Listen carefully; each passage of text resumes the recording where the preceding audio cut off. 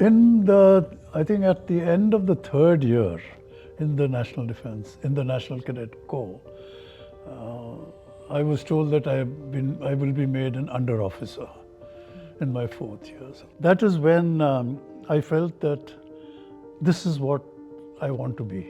The first week of January 1956, I landed up in Dehradun. When I went to the academy, and I met my colleagues who came from the Punjab, from Bengal and various states and who had gone through the horrors of partition. And I heard their stories. It shook me. It had an impact on me in the sense that I no longer believed in this big theory that we achieved our independence through non-violence. It's amazing for me as well, sir, to be talking to a person. That's right. You were born in 1936. Born in 1936. When you saw independent India, and now Absolutely. you are in an era which is AI-driven. How do you We've landed see all an of aircraft this? on the spacecraft Yes, on the sir. moon. So that's it. No, I think it's remarkable. And when I look back over this period of time, it's amazing. Even within the army itself is so different. So before we move to the Fauji part of you, let us talk about how did you meet ma'am and when did you meet her? None of my friends would believe it, but I only saw my wife on the mandap.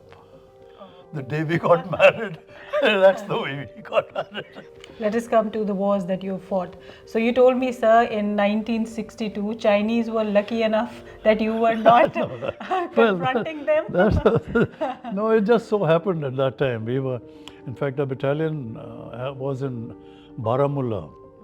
Then, of course, in 1965, I was in the Sialkot sector. What happened in, let us come to 1971, sir. Among the first tasks given to me, which was on the 10th?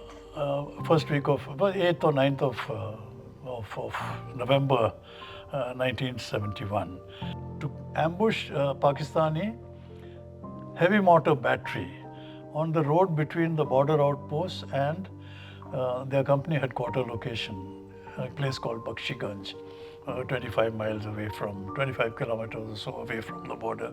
We selected a site where some sugarcane fields, a little distance from the road, about 50, 70 yards from the road, and we would set up the ambush there and all that.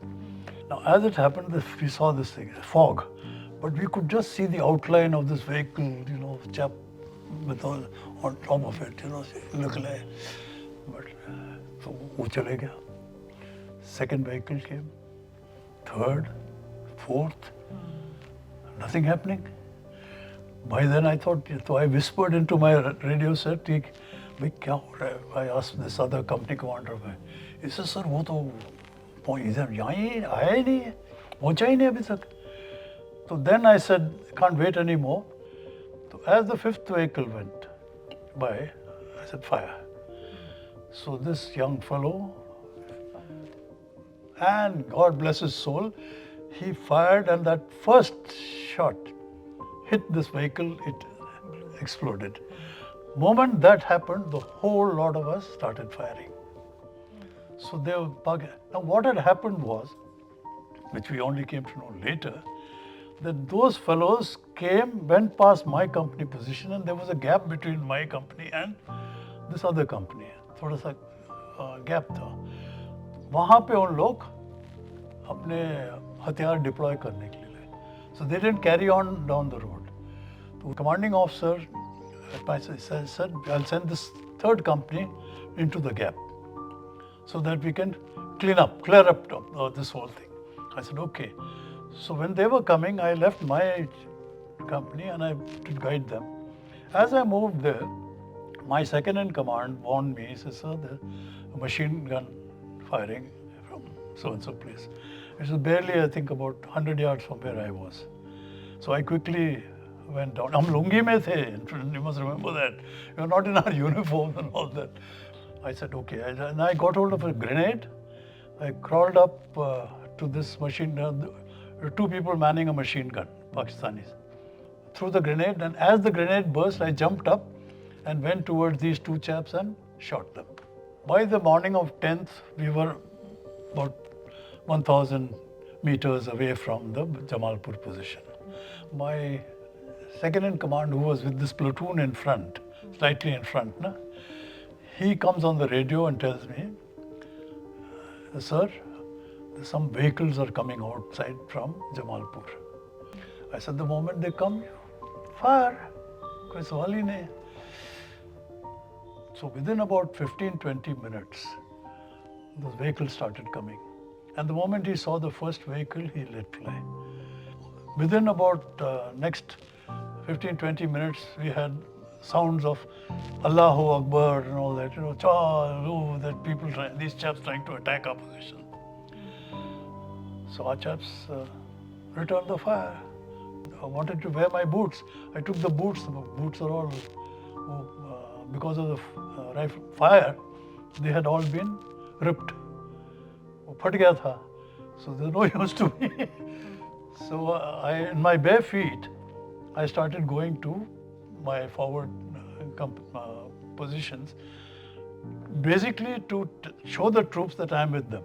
To tell them, don't waste your ammunition firing blindly, because the last thing you want to do is to run out of ammunition. They only fired when they could see some movement or for effect. I read somewhere, so Other you rank. took surrender of around I had over 300 people. Yeah, 380 or Soldiers. something they were. They were all lined up there because they had no hope in hell. They would have finished. They would have been finished off. So we spent the night at the president's house, Yahya Khan's residence. So we spent the night there, and I slept in the same bedroom and bed that Yahya Khan used to sleep in. Fascinating. Yeah, well, Veer Chakra and all that. I'm conscious of the fact that that is not my personal achievement. It was what my men did. I'm not immodest enough to say that I didn't do. I did my best, but the real effort was by the men. That's a great thing. One is always grateful for that sort of thing.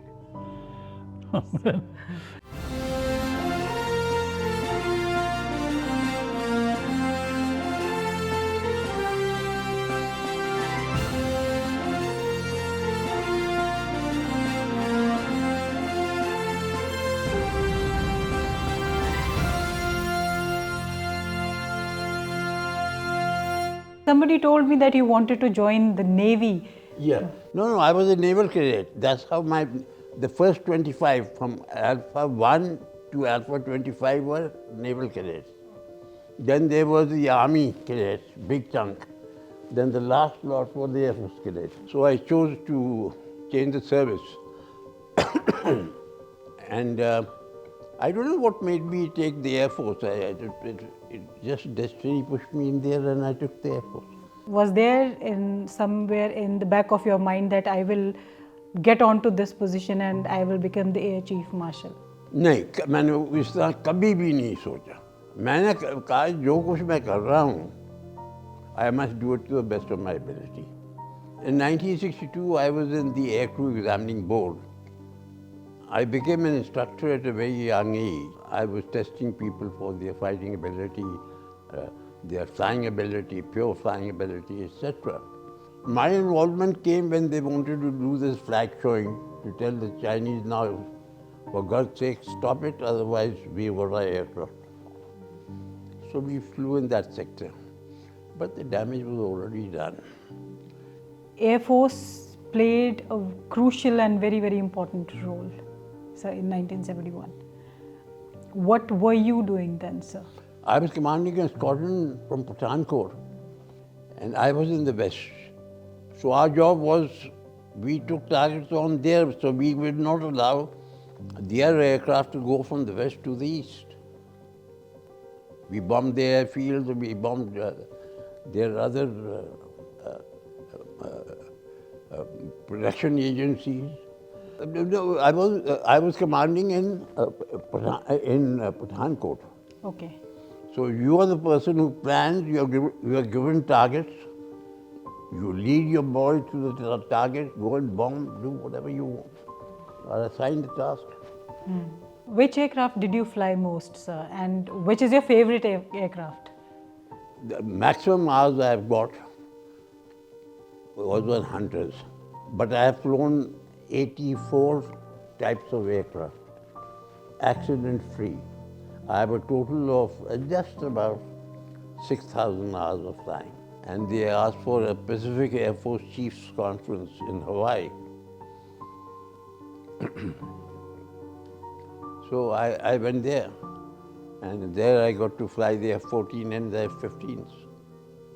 I also flew the F-16s. Any emergency landings or? On training aircraft, yes. Number of forced landings, like on the HT-2, Ghadge, the first production. But I had no accident where I damaged an aircraft or damaged myself. When you went on to become the Air Chief Marshal, what were the most memorable decisions that you had to make? I was the first person who inducted women in the Air Force. Doctors were already there, I mean not that branch, as far as the flying branch is concerned. And I got my permission to induct women in 2.5 months, which is never heard of. And today, they are flying the front-line fighters in every field there. I was very proud also the second decision that I took, that is brought in the Air Force song. Lata Mangeshkar sang the first version of it, and she did not charge us even a pie. We are there to make the ultimate sacrifice for our own country. That is my only message.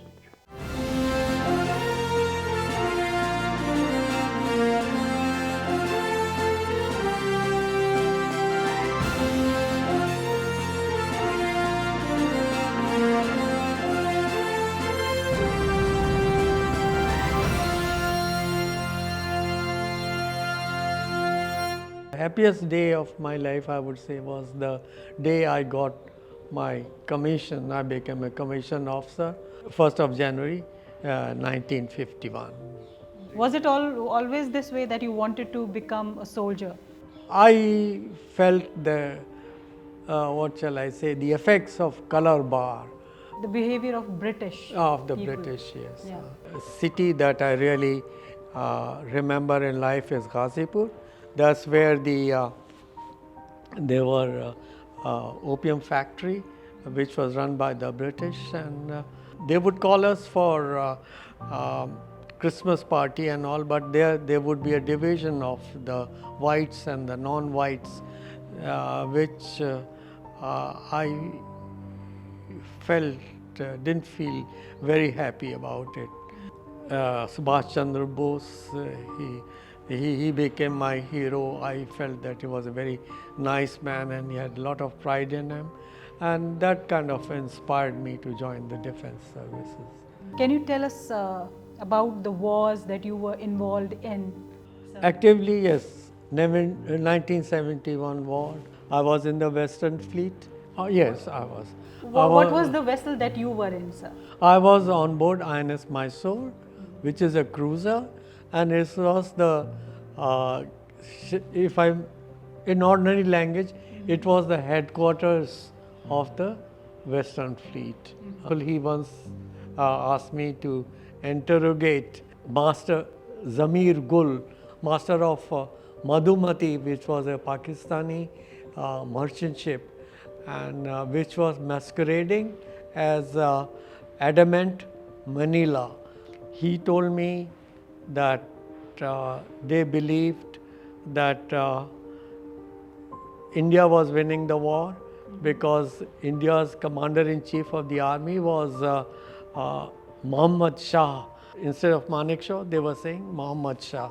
Few interesting things he said, that the Pakistanis Navy's plan was that from Calcutta they will go in small boats, go up the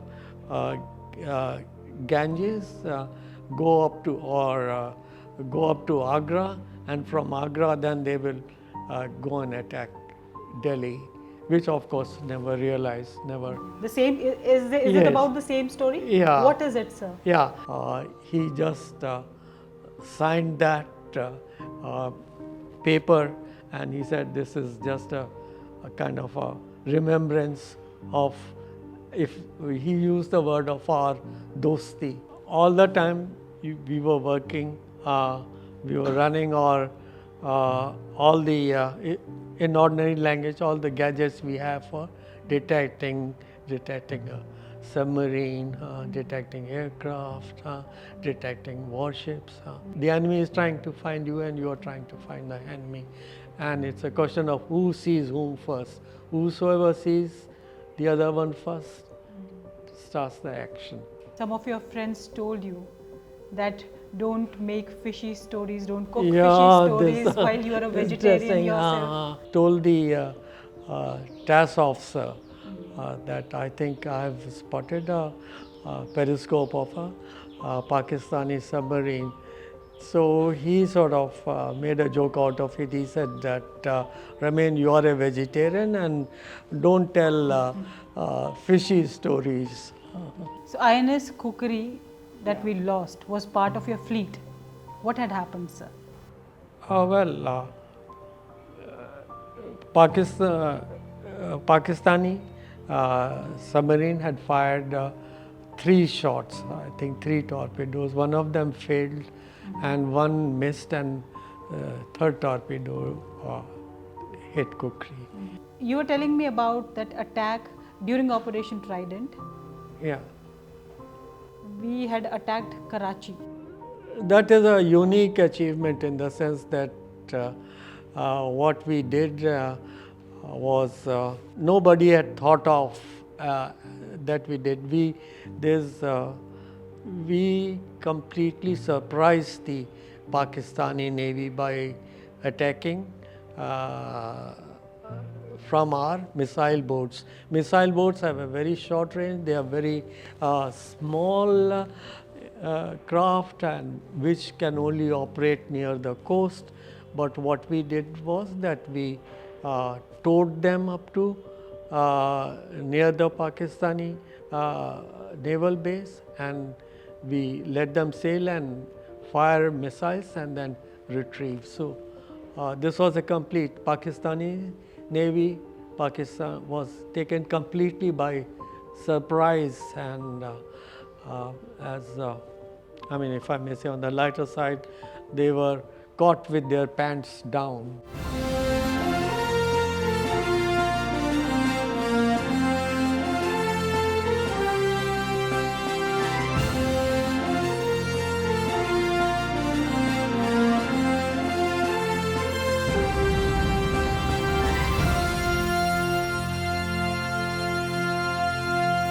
Sir, you have commanded 4 ships.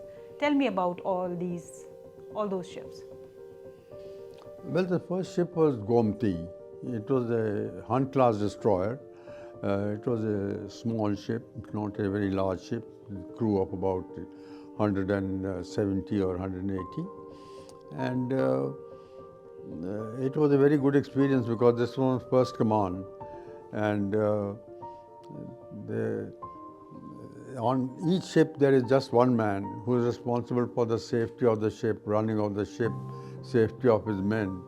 And he can turn to no other man when the ship has an emergency or is in difficulties. And he is the commanding officer, he is the ship.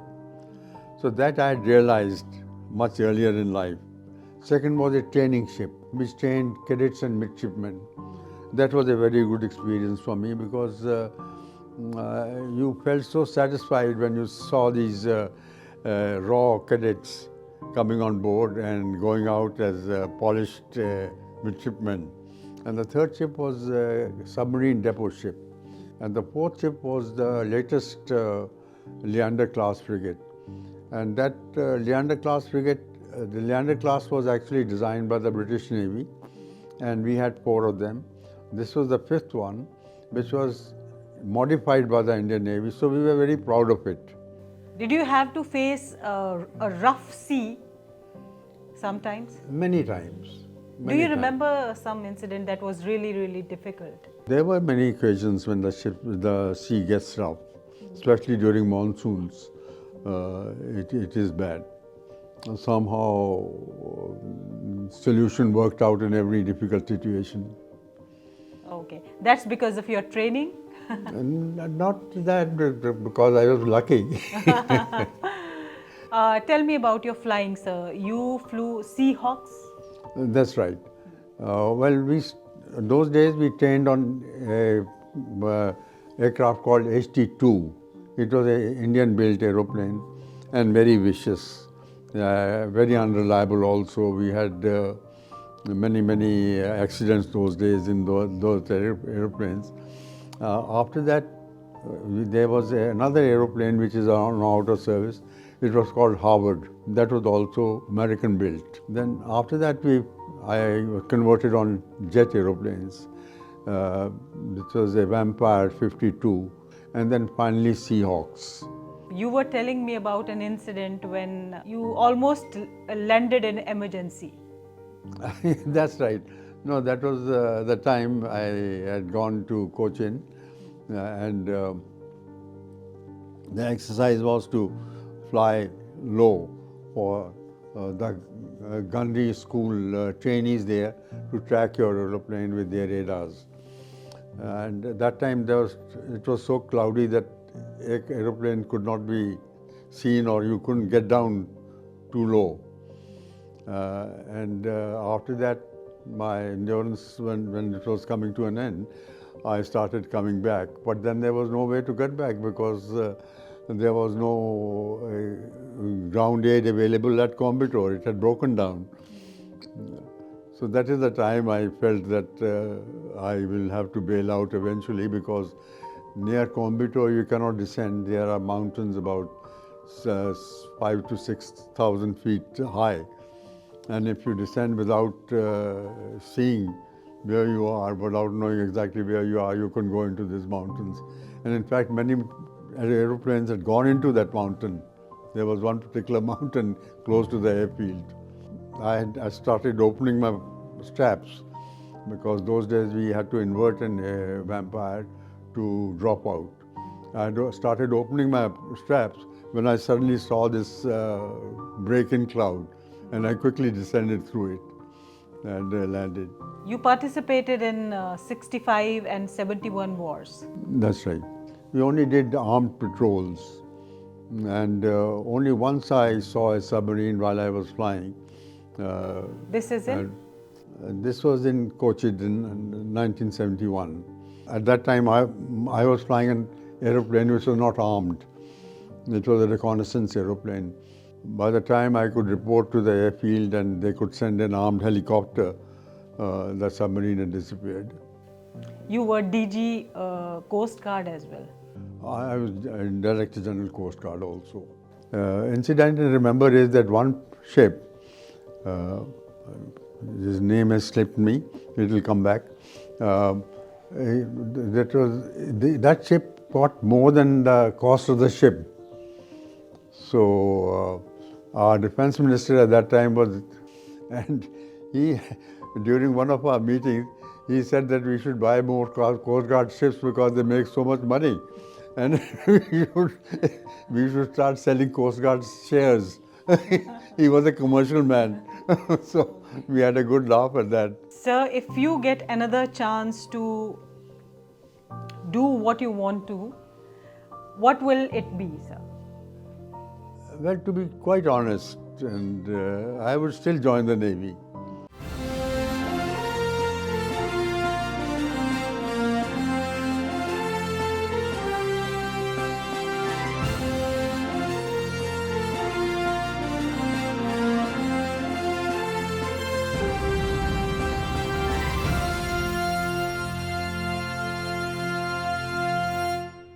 Well, my family is all in the armed forces.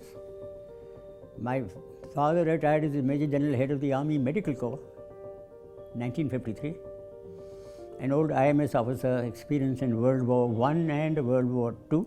Then we are three brothers, Somnath being the eldest, the first Paramveer Chakra of India, And he got commissioned from there into the Indian Military Academy. Saw action in the Burma conflict under the British Indian Army against the Japanese, and then was killed in action in Kashmir after India got its independence, and the raiders from Pakistan and northwest frontier, led by Pakistan officers in civil clothes, entered Kashmir. He saved the Kashmir airport by stopping the advance, and of course he lost his life, got the Paramveer Chakra. He was 24 years old. My second brother, who's now 102 years old and living upstairs in the same house, but he got involved as a student in the Quit India movement of Mahatma Gandhi in 1942. He went and joined the army because he felt that the only method of getting rid of the British from India is to join the very army, trained properly. Then you are commanding troops, and then you can sort them out when the time comes. And the younger sister, also about 2 years older than me, Kamla Tawari, she became a doctor in the Army Medical Corps. So I was the last, and I decided not to join the army because the whole family is in the army. So I wanted to be an aeronautical engineer. But what came in between was the partition of India. I was in Rawalpindi when the partition took place. There was a lot of killing going on in the villages, and it was very difficult to come out from there because then the raiders from Pakistan started coming in. My father, meanwhile, came out of Pakistan in about a month after partition. No home in Delhi, nothing here. Lived with some friends. So I went for the selection board in 1948 and got accepted to join the Indian Military Academy in June 1948. See, in 1965, I belonged to a tank regiment. I'm an armored corps officer who used to have horses first, and now we've got tanks. I was a major, and I was posted on the staff of the army chief. The army chief was General J.N. Chaudhary. So when the 65 war started, I asked my military assistant, who was my boss, to say that I would like to go and join my regiment. I was going to war. I'd prefer to be in my regiment than sitting in an office here pushing files, So he told the chief. The chief came out of his office. He said, I'm told you want to go. Go.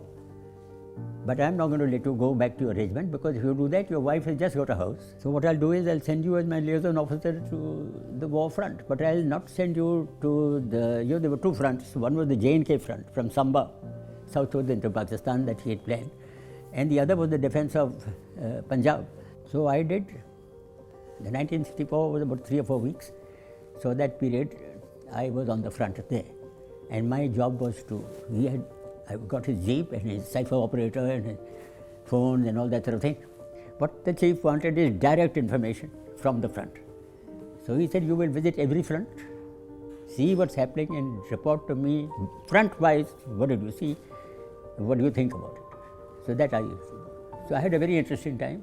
I said, the worst thing is when you say there'll be no war, the newspapers say there can't be any war.